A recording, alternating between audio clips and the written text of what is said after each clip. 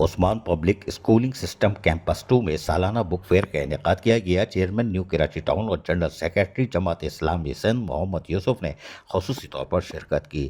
شہر قائد کے ممتاز تعلیمی ادارے عثمان پبلک اسکول سسٹم کیمپس 2 میں سالانہ بک فیئر کا شاندار اور بھرپور انعقاد کیا گیا۔ علمی اور ادبی تقریب کا افتتاح جماعت اسلامی سندھ کے جنرل سیکریٹری اور چیئرمین نیو کراچی ٹاؤن محمد یوسف نے کیا۔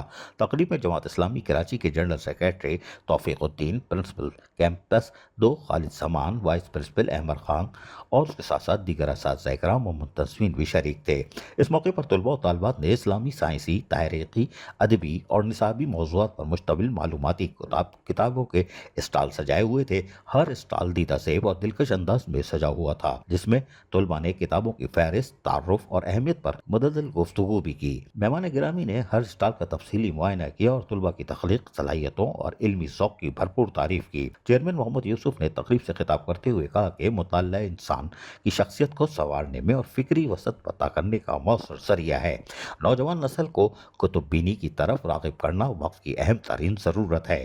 انہوں نے کہا کہ عثمان پبلک اسکول سسٹم علم، تربیت اور کردار سازی کا بہترین امتزاج فراہم کر رہا ہے، جو نہ صرف تعلیمی میدان میں بلکہ ہم نصابی اور فکری سرگرمیوں میں بھی طلباء کو بھرپور مواقع فراہم کرتا ہے۔ چیئرمین نیو کراچی ٹاؤن محمد یوسف نے کہا کہ نیو کراچی ٹاؤن میں علمی، فلاحی اور تعلیمی سرگرمیوں کے فروغ کے لیے ہماری کوشش ہمیشہ سے جاری رہی ہے اور جماعت اسلامی اس میدان عمل میں عوامی خدمت کے جذبے کے ساتھ متحرک ہے۔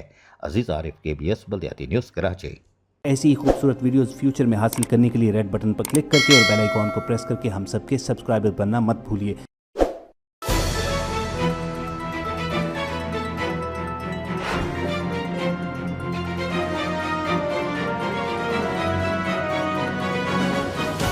KBS بلدیاتی نیوز۔